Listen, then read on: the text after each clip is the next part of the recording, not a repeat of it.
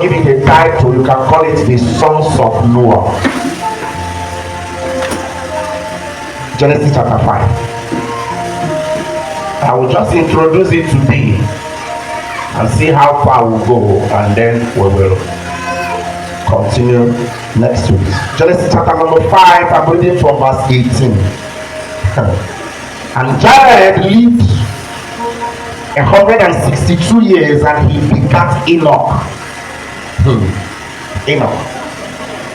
Jared lived after he begat Enoch 800 years and begat sons and daughters. And all the days of Jared were 962 years, and he died.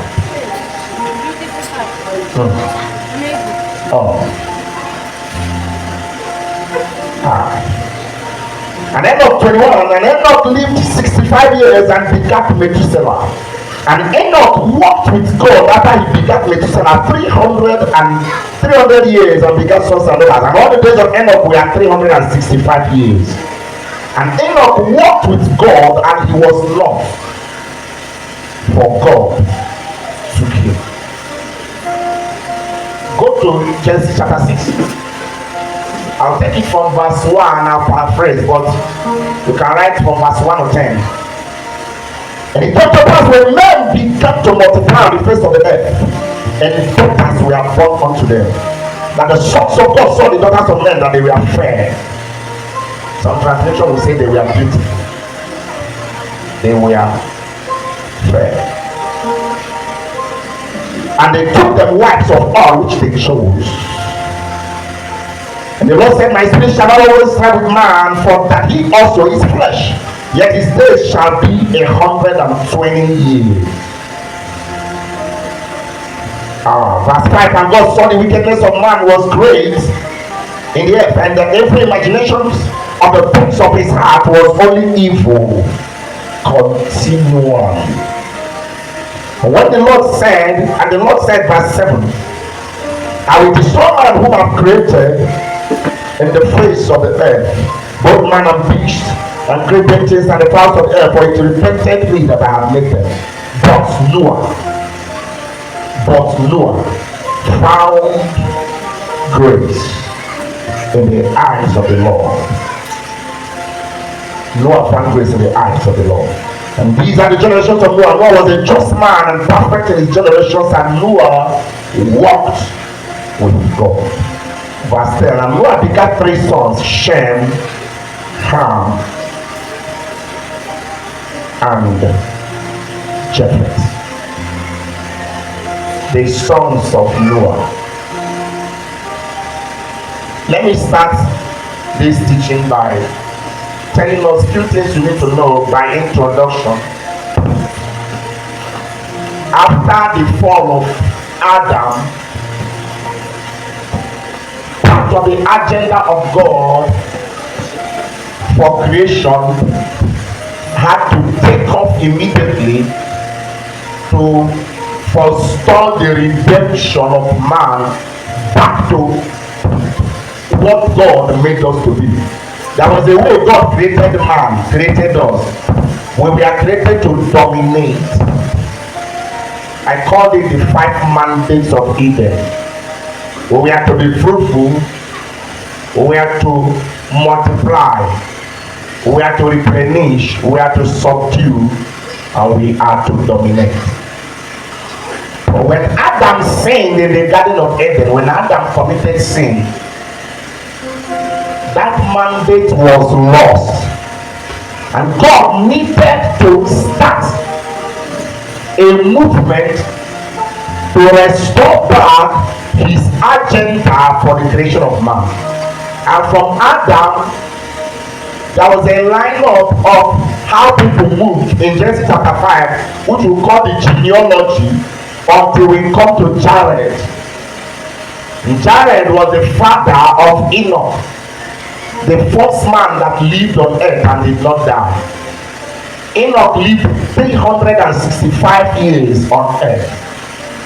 And the Bible said there was a record that he walked with God. And by virtue of his walk with God, God said that it is not necessary for him to die. And so he was raptured. The first record of rapture happened with a man called Enoch after 365 years. Then his son Noah lived about 500 years before he had 3 sons, Shem, Ham, and Japheth. And then God spoke. By Genesis chapter 6, human beings began to mess up again and started living in iniquity, so much so that God said, I am going to destroy man from the face of the earth. There are things I want to establish here. Number one thing you need to realize that we have 3 fathers. 3 fathers we have on earth. We have your biological father, the man that gave birth to you. Then we have your career father, the person that trained you in whatever you are doing. Whether you serve the person in business, in trade, your career, whoever guided you and mentored you to become who you became. Sometimes they may not necessarily be your teacher, they may likely be the person who provided you with advices and guidance that helped you to become successful in life. They become what we call some people call them mentors, but actually they are career fathers. Amen. Whoever is always there to guide, to advise. Sometimes they discipline, they can shout at you, they can be angry at you, just like your normal father, because they want the best out of your life to succeed. There are a lot of fathers who gave birth biologically that are not able to guide their children in terms of being successful in life. Do you understand now? So whoever provided you with that guidance becomes another father to you. Amen. Then we have the 3rd father, which we call the spiritual fathers. These are the people that have oversight over your spiritual life and spiritual state. Whatever you must know this morning, understand this, that if there is a vacuum in any of these 3 areas, you are losing already. You are losing already.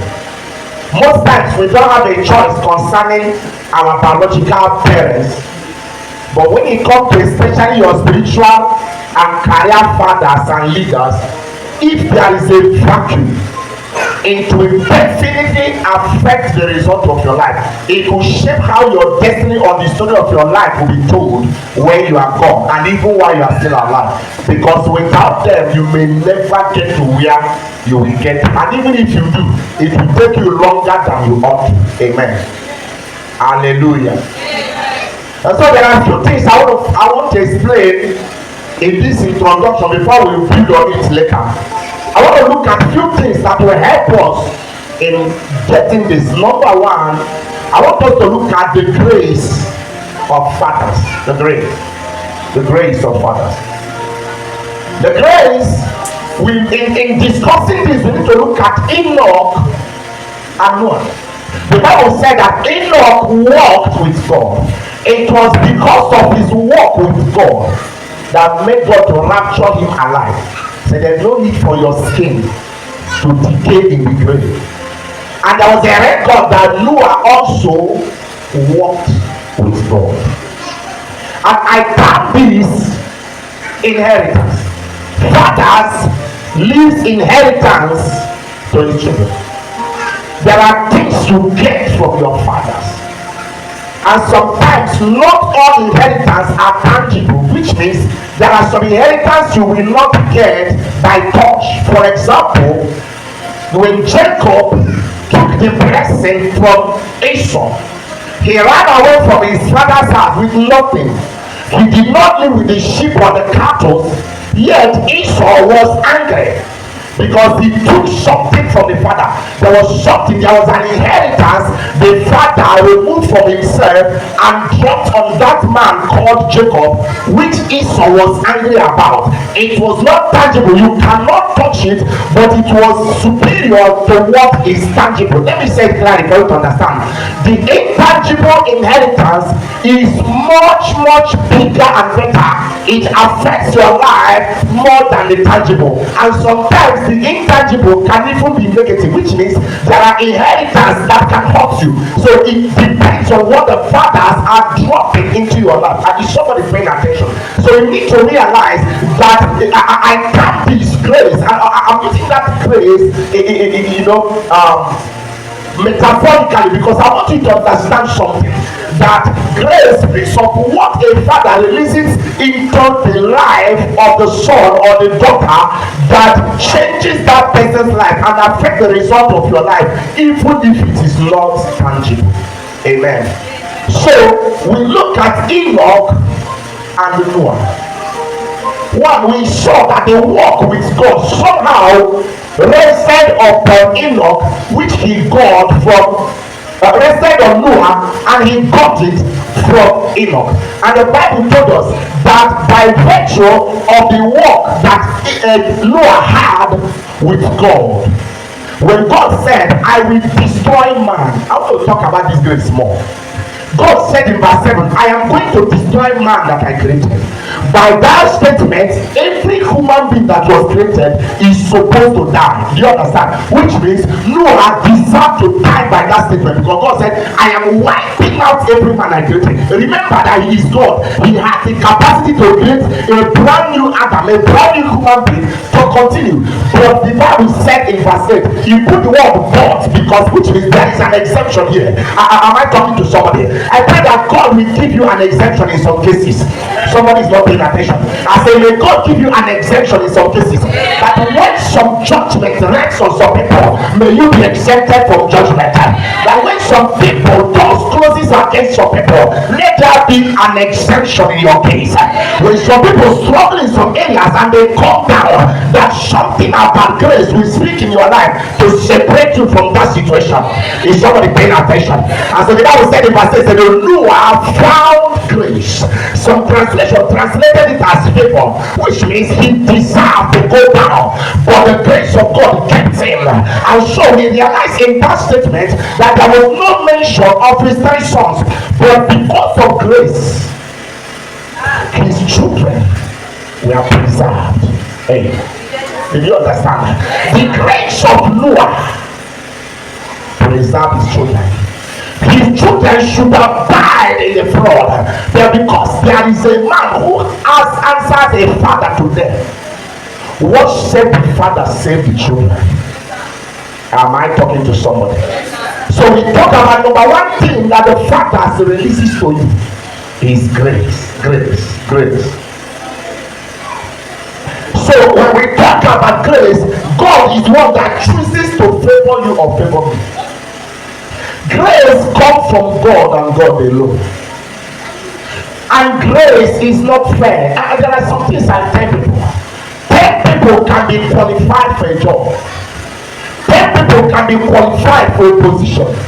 But God will pick one who is least qualified. Not because the person deserves it, but because of grace. Is somebody listening to me? There are people who are occupying wonderful positions today. When you check who they are not the most important. That's why I've seen people who come to me sometimes and they tell me how talented they are. They tell me how wise they are. They tell me how educated they are. They boast about their certificates, the exposure they have in life, and the places they have gone to, and they wonder why the result of their life is not showing is not commensurate with what they have in their head, with the connections and the opportunity they have. What happens is that their life is lacking grace. Am I talking to you? And they look around and they see that there is somebody they are better than who is enjoying what they are not enjoying. That person should pray for grace. Am I talking to you? Because when grace lands upon your life, grace will disqualify those who are more qualified than you and put you in a position that others are envious about. Not because you merited it, but because there is a God that chose to favor you. Am I talking to you? Hallelujah. And so fathers releases grace upon their children. The 3 sons of Noah found themselves saved from the flood, even though there was no mention of their name. Why? Because God chose to give grace to their father. Is somebody paying attention? Number 2. The second thing we need to look at is what we call connection. What you are connected to matters. Can I say it again? What you are connected to in life matters, and where you are connected to matters. Connection is everything in life. In life, I hope you are, if I let me say this for you to understand. Many of us who grew up from poor families, what made you poor was not because you were your hand or your skill or the children of the rich are better than you. It was a problem of connection. You were connected to a father or a mother that are struggling. Am I talking to you? Now the children from families, from men and women who have touched money, they enjoy a better life more than you because of connection. I've seen people drop out of school who are very much intelligent and brilliant in life, and they could not go through beyond primary 6 because of connection. Somebody paying attention. So you need to check yourself and be careful of where you are connected to. Shem, Ham, and Japheth, we are connected to Noah, and their connection saved their lives. There are some things I tell you, and I keep saying, if you are in a church, for example, where you know that your heart is not there, you are shooting yourself in the leg. Can I repeat myself? If you are in a church where your heart, you don't have a heart connection, please stop displaying yourself, leave. Because everything in life is anchored on connection. Everything. One of the reasons why you struggle, why certain things, certain opportunities, certain graces cannot work for you, is a connection problem. Am I talking to you? I've been saying this and I keep saying it. When it comes to the matters of fatherhood and spirituality, you don't pretend. If you know day, you know day. You are not doing me any favor, you are not doing yourself any favor by staying in a place where your heart, where there is no heart connection. There are certain things you will miss out. The flow from the father can never. God blesses every church through the pastors there. It's a flow. That's the Bible. Say the oil will flow from Aaron and am I talking to you? It flows. You need to watch your connection. If there is no connection, if every tap that is disconnected, the water will come, but once there is a disconnection, it will just waste. Not because the rain is not falling, but because there is no pipe to gather it and get it across to you. Secondly, most of us that inherited curses from our parents was a connection problem. There are many of us that are struggling in life because we are connected to native doctor parents, cursed parents, troubled parents, depending on where you are coming from. Some came from the family of outcasts. Some came from lineages where people die young. Some came from places where people are mad. But the pipe is connected to you. So you find yourself struggling, battling with things in life that your father battled with. Am I talking to someone? So these things will fight your life and fight your destiny. So in life, when you notice that there is a wrong connection, what you need to do is to disconnect and reconnect. Very important. So I advise every one of us, go back and check your connection, check your heart. There are some of us who may have been disconnected from the ancestral connections of our lives, but yet there is no reconnection to your spiritual fathers and men through whom God blesses you. Am I talking to you? So I want you to understand, please pay attention to your connections. It will change your destiny. It will change your destiny. The 10 sons of Noah were connected to their father, and that connection saved their lives. They deserve to drown in the flood, but because there is a father whom God had given grace. So the grace of the Father shielded them because there was a connection. Amen. Am I talking to you? Am I talking to somebody? Connection, very important. Number 3, covenant. There is a covenant of fathers. Hey, if you read that, you will see that God said, I'm going to establish a covenant with Noah. One of the covenants we what? We have the Adamic covenant, we have the Noahic covenant, we have the Abrahamic covenant, we have the Davidic covenant, and others. That covenant was sealed with the rainbow after the flood. It was in that covenant God said, I will no longer destroy man with water. He said, while the earth remained, seed time and harvest time shall not cease. So every time you see the rainbow, it will show you, it should remind you of the covenant of Noah. Am I talking to somebody? So the covenant of the Father works with the children. Let me say this. Every one of us inherited covenants from our fathers. Nobody is born without a covenant. Every covenant that is at work in the life of your father will work for you. Whether it is a biological father, whether it is a spiritual father, whether it is a career father. The covenant of the fathers will work in the life of the children. And that is why each one of us needs to pray. That's why I said, if you are not careful, you will have a vacuum. If you have a spiritual father, of all the 3 fathers, the most important and the most powerful is the spiritual father. Why? Because the spiritual controls the physical. Life is spiritual. When you get it right spiritually, everything physically will work. But when there is a spiritual failure, no matter what you do physically, it will fail. Is somebody paying attention? So you can watch, say, what covenant am I connected to?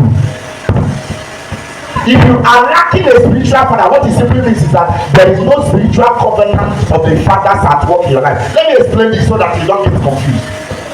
Once you are born again, there is a covenant of the blood of Jesus that is already at work in your life, because the blood of Jesus is a token of a covenant. That one sealed your life as a child of God. Do you understand? And there are certain benefits you will enjoy. But the covenant of the Father is what transfers what the Father carries into your life. Am I talking to you? So whatever is working in the life of that man will work for you. So as a Christian, the covenant of the blood by your Christianity can seal your life as a Christian. So you get certain blessings and certain rights by your connection and covenant by the blood. But whatever is the covenant of the Father will work for only those who are connected to him as sons and daughters. Am I talking to you? So there are things you see. That's why you realize in some churches and in some places you discover there are people that notice that whatever is working in the life of their pastor, before they know it begins to work in their own life. You know why? It's a sign that they are connected. The covenant has been activated. Praise the Lord. So, like I said, fathers transfer these 3 major things to their children. They transfer their grace, they transfer their connections, they transfer their covenants. And this is what I'm going to stop at as I pray for you. That you do everything possible to be connected to a father. And if you don't have one, you need to go back and think about your life. Say, Lord, what am I missing because of my stupidity in neglecting fathers? There are things God has put in the life of fathers, which is not what I'm teaching today. Every father have authority. Every father have authority.